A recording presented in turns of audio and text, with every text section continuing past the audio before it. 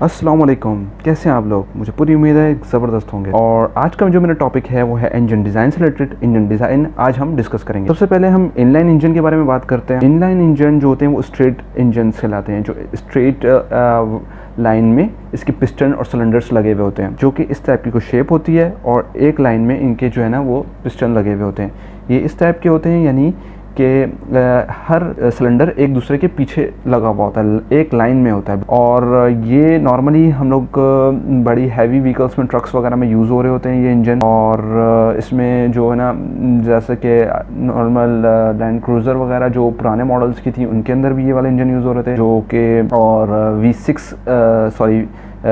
Six cylinder engine थी और वो उस टाइम यूज़ हो रही थी उसमें।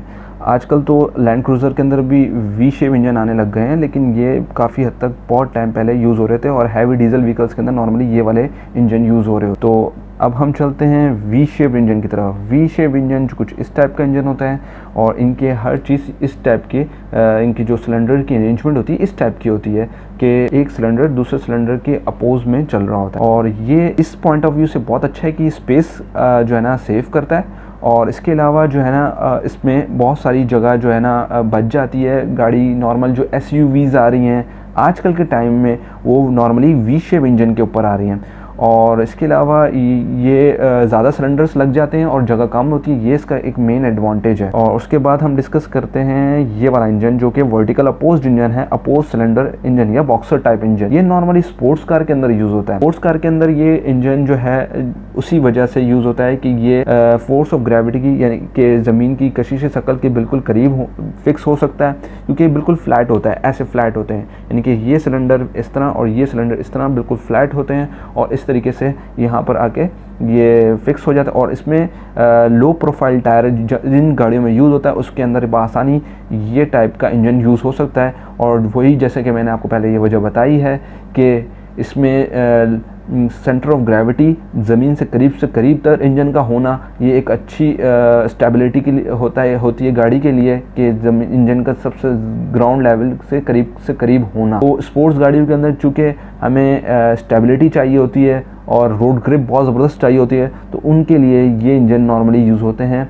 और टोयोटा की एक दो गाड़ियों में भी ये इंजन यूज़ हो रहे हैं। उसके अलावा अब हम डिस्कस करते हैं रेडियल टाइप इंजन। और रेडियल टाइप इंजन के अंदर हम देखेंगे पिस्टन्स जो है वो डिफरेंट गोलाई में, यानी कि उसमें लगे हुए हैं, गोलाई में लगे हुए हैं और चांद की एक शेप बना रहे हैं। इस तरह की ये 6, 8 और इस तरीके से और भी सिलेंडर लग होते हैं। ये पुराने ज़माने में जो सेकेंड वर्ल्ड वॉर या उससे भी पहले के जो एयरक्राफ्ट्स होते थे उनके अंदर इस टाइप के इंजन होते थे।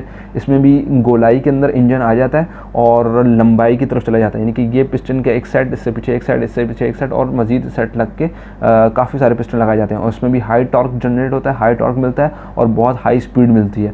तो ये नॉर्मली जो पुराने ज़माने के जो एयरक्राफ्ट्स होते थे उनमें इस टाइप के इंजन यूज़ होते थे।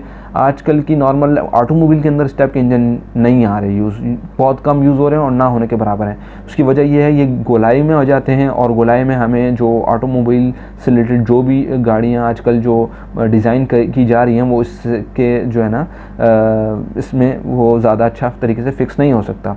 तो इसकी वजह से ये इसके डिज़ाइन ऐसे होने की वजह से ये आजकल ऑटोमोबाइल के अंदर यूज़ नहीं हो रहे हैं। एंड नेक्स्ट जो मैं आपसे डिस्कस कर रहा हूँ VR इंजन है। और VR इंजन जो है वो होता है, ये एक वी शेप इंजन और एक होता है रेडियल इंजन। इन दो को मिला के जो इंजन बनाया जाता है, इन दोनों का मिलाप जो एक तरीके से होता है वो कहलाता है VR इंजन, जिसकी शक्ल कुछ इस तरीके से होती है। दो सिलेंडर आपस में लगे हुए हैं, इसी तरीके से ये आपस में ज्वाइंटेड हैं आपस में एक दूसरे से, और ये इनकी लेकिन जो टाइमिंग है दोनों सिलेंडर्स की सेम होगी, ये भी सेम है, लेकिन इसमें बहुत हाई टॉर्क मिल रहा है और सब कुछ बहुत हाई है। और इसी तरीके से ये वाला इंजन भी आजकल यूज़ हो रहे हैं और ये भी ऑटोमोबाइल के अंदर बहुत अच्छे तरीके से यूज़ हो रहे हैं। और BMs के कुछ मॉडल्स के अंदर और उसके अलावा मर्सिडीज़ के कुछ मॉडल्स के अंदर ये इंजन अभी भी हैं, मौजूद है।